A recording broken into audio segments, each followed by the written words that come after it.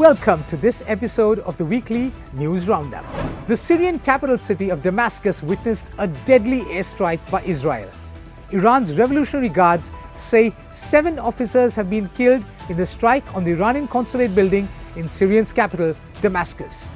Brigadier General Mohammad Reza Zahedi, a senior commander of the elite Quds Force, and Brigadier General Mohammad Hadi Haji Rahimi, his deputy, were named among the dead.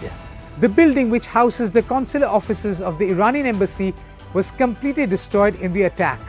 Iran and Syria's governments condemned the attack, which destroyed a building next door to the Iranian embassy. The Israeli military said it did not comment on foreign media reports. We have this report for you. Israel has acknowledged carrying out hundreds of strikes in recent years on targets in Syria that it says are linked to Iran and allied armed groups which are armed, funded and trained by the Revolutionary Guards. The Israelis appear to be testing the resolve of the Iranians and their allies and signaling that they are serious about increasing pressure on their enemies. The Israelis are looking at the fact that both Iran and Hezbollah have not been pushing as hard as some might expect. Now, they will see if Iran and Hezbollah are going to push back. Syria's defense ministry said Israeli aircraft targeted the Iranian consulate building, which was on a highway in the western Mezi district of Damascus. Syrian air defenses shot down some of the missiles they launched, but others made it through and destroyed the entire building, killing and injuring everyone inside, the ministry added. The ministry said work was underway to recover the bodies and rescue the wounded from beneath the rubble. Photos and videos from the scene showed smoke and dust rising from the remains of the collapsed multi-story building.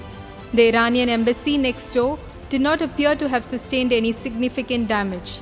Later, the Revolutionary Guards put out a statement saying that 7 of its officers were killed, including Brigadier General Mohammad Reza Zahedi and Brigadier General Mohammad Hadi Haji Rahimi, whom it described as commanders and senior military advisors. Iranian media said Zahedi, who was 63 years old, was a senior figure in the Quds Force, the Revolutionary Guards' overseas operations arm, and served as commander in Lebanon and Syria between 2008 and 2016. Haji Rahimi was meanwhile identified as Zahedi's deputy.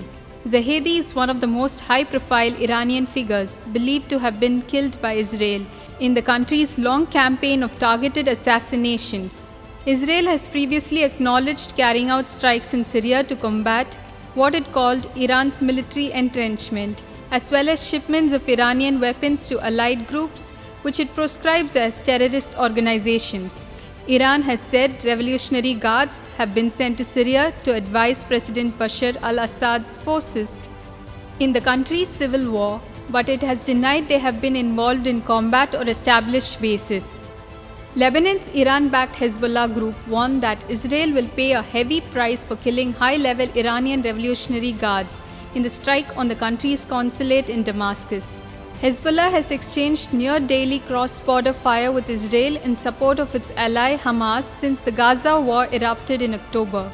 Certainly, this crime will not pass without the enemy receiving the punishment and revenge, Hezbollah said in a statement. Hezbollah said Zahedi was one of the first to support, sacrifice and persevere for many years to develop and advance the work of the resistance, which is the Hezbollah in Lebanon. Brigadier General Zahedi served as the leader of Iran's elite Quds Force for Palestine, Syria and Lebanon. Israel said it would not comment on the reported attack, but Iranian officials vowed a stiff response with fears of even further violence between Israel and Iran's allies triggered by the Gaza war. The next story we are tracking is an ongoing crisis in Bangladesh. Following another one-sided general election in January, which saw the ruling Awami League return to power for the 4th straight term, Bangladesh's opposition is now giving a try to the India Out campaign, mirroring similar campaign seen in the Maldives. But their Prime Minister, Sheikh Hasina, is having none of it. Sheikh Hasina has built a career on close ties with India, so Sheikh Hasina is pushing back on that rhetoric. Bangladesh's main opposition is the Bangladesh Nationalist Party, or the BNP, and they want to boycott Indian products. The India Out campaign reflects public discontent among sections of the Bangladeshi people regarding not only the ruling Awami League's manipulation of the recent election in its favor, but also India's silence on the democratic backsliding in Bangladesh. Activists say that India's backing of the Awami League is to protect its own economic and security interests. This has prompted social media activists to call for a boycott of Indian products in Bangladesh and abroad. Successive elections held over the past decade in Bangladesh have witnessed widespread irregularities and manipulation by the ruling Awami League, raising concerns about the integrity of Bangladesh's democratic processes. India is widely perceived to have shaped the political landscape not only by ignoring the Awami League's manipulation of elections, but also by allegedly influencing the choice of election candidates. We have this report for you. There is concern in Bangladesh over the weakness of institutions such as the judiciary and law enforcement agencies, which have been utilized to crush political opposition and dissent. India is believed to wield considerable influence over these institutions. There is a perception too in Bangladesh that the Indian embassy influences key decision-making processes in the civilian and military bureaucracies. These perceptions of India have now snowballed into the India Out campaign on social media. Sheikh Hasina has always had a very close ties with India, and she is not backing this rhetoric. This is what she said at a recent event. I have a question for those politicians who are now saying boycott Indian goods. How many Indian saris do their wives have, and why are they not taking the saris from their wives and setting them on fire? We are importing spices, onion, garlic, ginger and many other items from India. Why don't they cook without these Indian spices? They must cook and eat food made without these spices. However, there are concerns regarding the long-term efficacy of the campaign. Bangladesh is heavily dependent on imports from India. Its imports from India in fiscal year 2022 were worth $16.16 billion. Given this heavy reliance on India for essential items such as food, fuel, fertilizer and industrial raw materials, and lacking the capacity for substitutions of these imports with domestic produce, a reduction in Indian imports may force Bangladesh to import from China. It will increase Bangladesh's dependence on China. The India Out campaign also has potential implications for Bangladesh's corporate sector, particularly in software and service-based businesses, as well as the hiring of Indian skilled workers and experts in Bangladesh. Critics of the India Out campaign argue that it risks diverting attention from fundamental issues such as electoral malpractice and institutional weaknesses. However, proponents contend that it serves as a means of expressing dissent and holding authorities accountable. Some fear that the India Out campaign might be a strategy to sow long-lasting animosity between India and Bangladesh's opposition parties, potentially benefiting the ruling party. India must address these anti-India perceptions and re-examine the historical context underlying the increasing anti-India wave in Bangladesh. While the right to boycott products is universal, the crucial step is to convince India to focus on collaborating with any government elected by the people of Bangladesh. At least 137 people have been killed and more than 140 people wounded in Russia's worst terror attack in years, as gunmen in combat fatigues opened fire and detonated explosives in a major concert hall, the Crocus City Mall, on the outskirts of Moscow. The 4 men charged with the massacre at the Moscow concert hall have been identified by authorities as citizens of Tajikistan, apparently radicalized and recruited by Islamic State Khorasan province. Authorities had earlier said 5 children were among the victims and that about 60 people were in serious condition.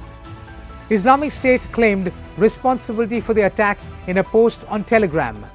A US official said Washington had intelligence confirming Islamic State's claim. Photos showed Crocus City Hall engulfed in flames as videos emerged showing at least 4 gunmen opening fire with automatic weapons as panicked Russians fled for their lives. The assailants also apparently detonated explosive during the attack. At least 2 blasts took place at the concert hall, news agencies reported. At least 3 emergency helicopters had been deployed to extinguish the fire. There had been a partial collapse of the roof of the Crocus City Mall, local media reported.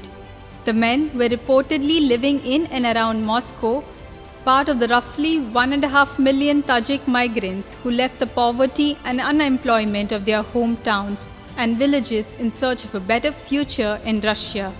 All 4 suspects in the Crocus City concert hall attack case have been remanded into pre-trial detention until May 22nd. They are charged with committing a terrorist act according to the courts of general jurisdiction of the city of Moscow, which under the Russian Criminal Code is punishable by up to life imprisonment. 3 of the defendants pled guilty to all charges according to state media news agency TASS. The Basmani District Court of Moscow granted the investigators' motion for detention as the chosen preventative measure for all 4 defendants in the Crocus City Hall attack case. Each of the 4 defendants were brought to court individually. The court held closed hearings for each of the accused, with no members of the public allowed, TASS reported, citing the court's press service. The eldest defendant is Daledzon Mirzoev, aged 32, who may have been living in Russia illegally. He was shown sitting in a glass cage in the courtroom with a black eye and bruised face. Another alleged shooter, Said Akrami Murodali, aged 30, was apparently unemployed. Registered as a resident in Russia, he could not remember in what city according to Russian news reports. When he appeared in court, his head was awkwardly bandaged after Russian officers reportedly sawed off one of his ears.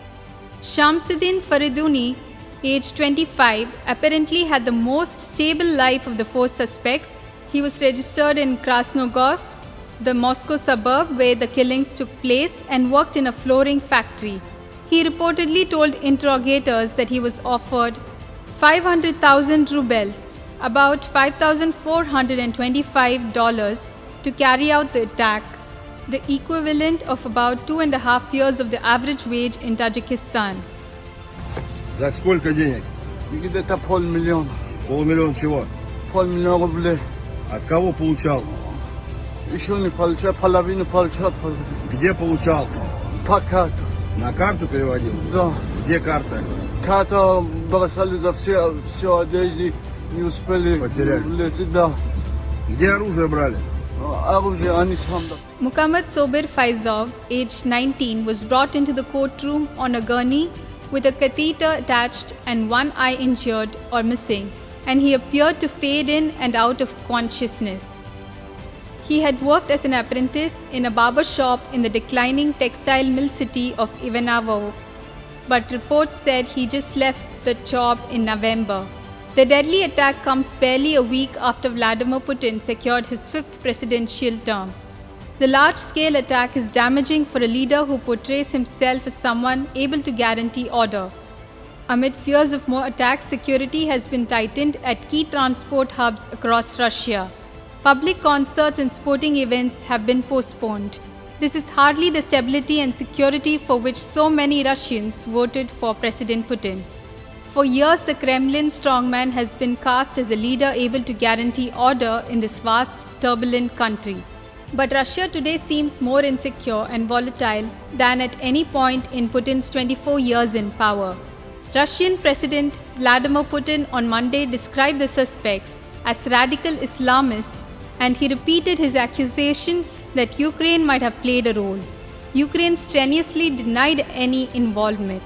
The Ukrainian Foreign Ministry said, "We consider such accusations to be a planned provocation by the Kremlin to further fuel anti-Ukrainian hysteria in Russian society, create conditions for increased mobilization of Russian citizens to participate in the criminal aggression against our country, and discredit Ukraine in the eyes of the international community." The next report is from Turkey, where local elections were held nationwide for the mayoral seats of all the major cities in Turkey. These elections were seen as a de facto referendum on President Recep Tayyip Erdogan's ruling Justice and Development Party, the AK Party. The AK Party and President Erdogan, who had won the national election less than a year ago, had thrown all their energy into campaigning for the AK party's candidates. What happened next was the biggest surprise for Erdogan. On March 31st, President Erdogan's ruling Justice and Development Party faced its biggest electoral defeat since Erdogan rose to power more than 2 decades ago. In nationwide local elections, the main opposition Republican People's Party, the CHP party, won the municipalities of 36 of Turkey's 81 provinces and also registered mayoral victories in the country's 5 largest cities, including Istanbul, Ankara, Izmir, Bursa and Antalya. Millions of Turkish voters went to the polls to elect thousands of local administrations, including district municipal mayors and municipal councillors. Results showed that while the CHP gained 37% of the votes nationwide, the AK party's vote share dropped to 36%, down from 44% in 2019. This was the first time that the AK party lost the popular vote. The biggest upset for Erdogan and his party was the loss of Istanbul, a city of nearly 16 million people, which accounts for 30% of Turkey's gross domestic product. The president, who grew up in Istanbul and was elected as the city's mayor in 1994, hoped that his party candidate Murat Kurum would defeat the incumbent mayor Ekrem İmamoğlu. In 2019, İmamoğlu ended the years of AK party rule in Istanbul with the support of the other opposition parties. After the opposition unity fell apart in 2023 due to the presidential election defeat, Erdogan saw an opportunity to overturn İmamoğlu's 2019 victory. However, İmamoğlu defeated Kurum by about 10 percentage points, taking 51% of the vote. This marked the highest margin of victory for an Istanbul mayor in 40 years.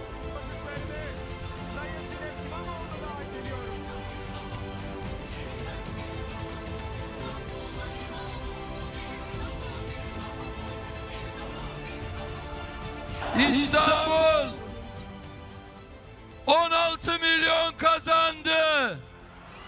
16 milyon İstanbullu kazandı.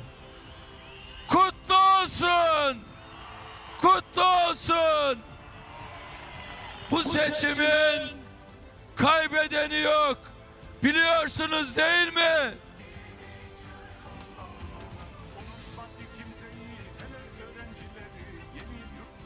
Millet emir verir, talimat verir. Bir kişi talimat vermez.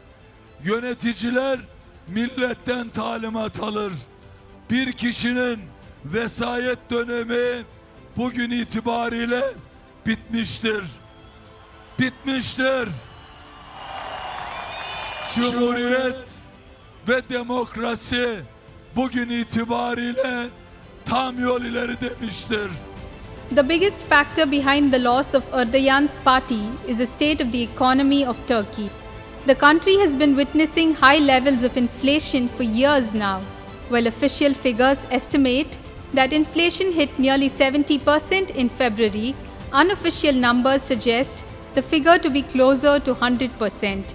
Skyrocketing inflation has severely affected the lives of most Turks, as they are suffering from a cost of living crisis. It has also massively devalued the lira, which is Turkey's national currency. The results are likely to boost the morale of the opposition, which was left in disarray and deeply divided after a defeat against Erdogan and his party in the 2023 presidential and parliamentary elections. The thumping victory of İmamoğlu has also cemented his position as not only a leader but also the main opponent of Erdogan. Given his stature, popularity, sense of media and ambitions, İmamoğlu could also be a contestant in future presidential races. For Erdogan, the loss could mean the end of the road for his political career. Although Erdogan had announced that the 2023 presidential elections would be his last, many observers expected him to bring in a new constitution to allow him to rule beyond 2028 when his current term ends. This is unlikely to happen now. Thanks for watching. Until we meet next time, stay blessed.